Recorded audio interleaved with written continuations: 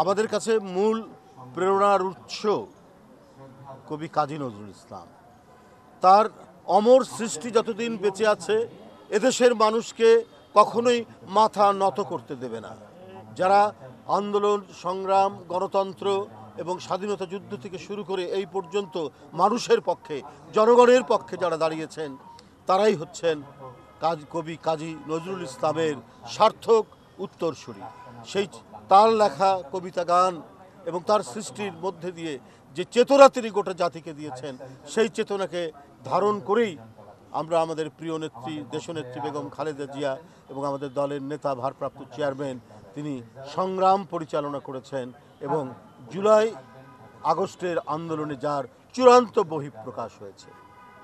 বন্ধুরা আমার, আমরা এখনও নানাভাবে অধিকার বঞ্চিত, আমরা নানাভাবেই এবং নানা দিক থেকেই দেশীয় এবং আন্তর্জাতিক চক্রান্তকারীদের দিক থেকে এক ভয়ঙ্কর চক্রান্ত এবং ষড়যন্ত্রের ভেতরে আমরা বাস করছি।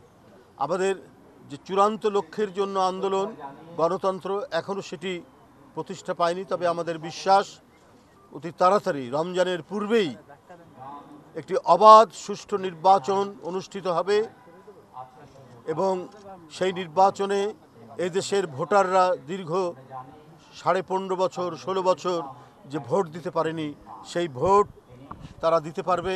পাশাপাশি গণতন্ত্রের আরও বিভিন্ন শর্ত এদেশের মানুষের মনে নিরাপত্তা সৃষ্টি করা, আইনের শাসন প্রতিষ্ঠা করা, ন্যায় বিচার প্রতিষ্ঠা করা এবং আদালতগুলো হবে অসহায় মানুষের জন্য শেষ ভরসার স্থল।